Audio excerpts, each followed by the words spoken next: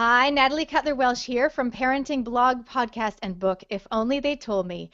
And today I'm going to be talking to the lovely Rochelle from the NZ Wedding Celebrant. She is going to talk to us today about naming day ceremonies as well as weddings because, as we know, we are parents. Some of us are married, some of us aren't. Some of us had naming day ceremonies for our children, and some of us haven't. But it's the type of thing, ceremony and celebration is the type of thing that it's really good to just get some ideas and to know how to do it well. So we've got Rochelle to give us some great tips today. Hi, Rochelle. Hi, Natalie. Thank you so much for joining us. So, first of all, I think it would be great to talk about naming day ceremonies because some people might not even know what that is. So, can you just start off by telling us what is a naming day ceremony and how exactly does that unfold? A naming day ceremony is, I guess, a special celebration to mark the birth of your child and to really welcome them to your family, to officially name them and to celebrate with family and friends and just really welcome them into the fold of the family and their wider community. Yeah. So you're the NZ So with a wedding celebrant and specialist. So do you perform some ceremonies, naming day ceremonies? Yeah, so it's becoming quite a lot more popular in New Zealand. A lot of people are deciding to have them within sort of the first year of a child's life. So they might decide to do it very early on, once they've managed to recover from having a newborn, and or they might decide to tie it in with a first birthday or something like that that's going to bring the family together, and they usually are quite informal at a person's house, and yeah, it's just a really real gathering of the closest friends and family who've perhaps been there on the parent's journey from the pre-child and after child. So yeah, And is there some protocol around it in it's terms just of bringing gifts for the child or the parents, or is it really more about the actual ceremony than gift giving?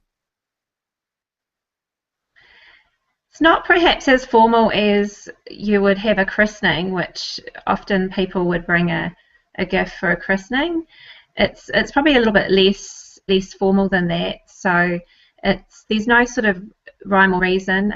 Sometimes you might on the invite ask people to bring special wishes, well wishes for the child that perhaps can be put into a memory box or a treasure box that can be opened up, say on their 21st birthday or later on in life to reflect back on. So sometimes people might include that sort of idea to the day. Oh, that's very cool. I like the well wishes idea. Yeah, Now, yeah. Rochelle and I elaborate a lot more on this in the podcast that we recorded. So people that want to listen to that, you can go and listen to that on the If Only They Told Me podcast on iTunes and Stitcher Radio. There will also be a blog, so you can check it out, ifonlytheytoldme.com/125. It's episode 125. Now, Rochelle, I also wanted to ask you about weddings because I know you do 60 weddings a year or something like that. But can you tell me what tips you've got for people that are planning a wedding, whether it be first time wedding, second time wedding, or renewal of vows? Well, it's always hard for people to know where to start, I guess, with planning the ceremony part of their wedding day, which I guess is actually the most important and crucial part of the day because it's actually when you're saying your vows to your loved one and you're officially being joined in marriage. So it is quite an important aspect, and sometimes people get sort of caught up in the decor and the flower arrangements. But I guess it's important to remember the importance of the day. And I guess the key things I think that are really important to consider are one, to include your family and friends, engage with them as much as you can during the ceremony. And there's many ways you can do that to make it sort of fun and warm and memorable. Another idea, I guess, would be, of course, to make sure you tell your story throughout the ceremony and just really highlight some of the key memorable moments in your time together. You might have some funny stories to tell or relate to everybody, and also just to really make sure that at the end of when you say your vows to each other, you really take the time to share a moment with your partner to just really take stock of what it's all about, and not get caught up in the rush of the day and how quickly everything goes by. So those are probably the three sort of key things to impart. No, that's Yeah. excellent. And I know you've got some great do's and don'ts. I think, is that available on your Facebook page? You've got a few do's and don'ts for planning your perfect wedding day. Yeah, I've got a link on my Facebook page that you can click onto, and you can download a report that's really just got the 7 do's and don'ts, just a really quick reference point for you to help you with planning your wedding day. Very cool. Now, I know that people that have heard If Only They Told Me podcast or read our book will know that a lot of what we're all about is about the relationship. And I really love the fact that you were mentioning, it's not only about the day, it's about the actual significance of the occasion. And so I know that are you looking at doing some coaching or something, some working with couples, because it's a huge transition, right? Going from not being married to married, and then of course when you have children, either before or after that. So I know is that something you're looking at doing, working with couples in terms of just giving them some guidance around couplehood and marriage? Definitely, it's something that's getting requested a lot more, and people are asking for it and asking where to go to.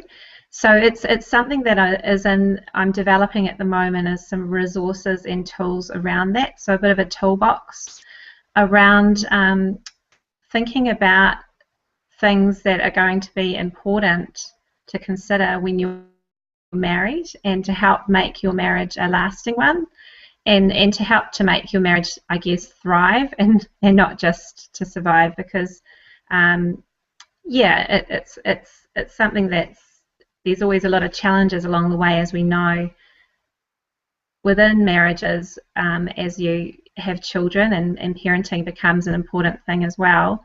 And so there's lots of things to look at in terms of your even your 5-year plan, and ways to sort of approach your relationship in the years to come. Definitely So good to yeah, that's something I'm definitely working on at the moment. yeah, I mean, it's, I guess, some of those things that a lot of people don't really talk about. I mean, I guess hopefully they have the will we or won't we have kids discussion. But for a lot of couples, I guess they get so tied up, what I can see, so tied up in the day, that a lot of the time they're not thinking about like the future and in priorities and what's important to them. And I mean, that kind of stuff changes all the time though as well. So I mean, you could have a discussion, but then it's really important, isn't it, to learn how to communicate and keep the discussion going as you go through different stages. Definitely, I think keeping the open lines of communication is extremely important, as well as really understanding your partner fully, and understanding what makes them tick, what makes them work, and how best to communicate with each other so that you can work as a team through the good times and the bad, and not and that there's not just going to be good times, as you know. And it's hard, obviously you need to have tools to work through all the challenges that might come your way. Yeah, so that's really Yeah, important. definitely. And we've actually got a few podcasts that touch on some of that. Yeah, if people are wanting to check that out, we've got one all about the love languages as well, and the personality types, which can also help. Hi, so Rochelle, how can people get in touch with you if they want to find out more, either about your do's and don'ts, or about your marriage coaching, or even if someone's getting married in the Auckland area and they'd love you to do their ceremony? Where can they find you? Okay, my website is www.nzweddingcelebrant.co.nz. You can find me on Facebook, and I'm NZ Wedding Celebrant Rochelle Fleming if you're looking me up. And also I have lots of tips and tools and ideas on Pinterest as well, so you can follow me on Pinterest. I think it's just it might be just Wedding Celebrant, NZ Wedding Celebrant as well. So if you look that up, I'm sure you'll find me. Yeah. Oh, excellent. Okay, well, actually, I can put the links to all those in the blog that goes with that podcast. So if people want to hear more about ceremony and celebration, and also we would love to hear your comments. Actually, if you've attended a naming day ceremony or are in the midst of planning one or a wedding, then we'd love to hear some of your thoughts on what are the do's and don'ts or the top tips. So everyone can make some comments there. If only they told me.com/125. That's podcast 125. Thanks so much, Rochelle, from the NZ Wedding Celebrant. See you. Thank you, Nat. Thanks for listening, everyone. Until next time, this is Natalie Cutler Welsh. If only they told me babies, sex, and a cup of tea.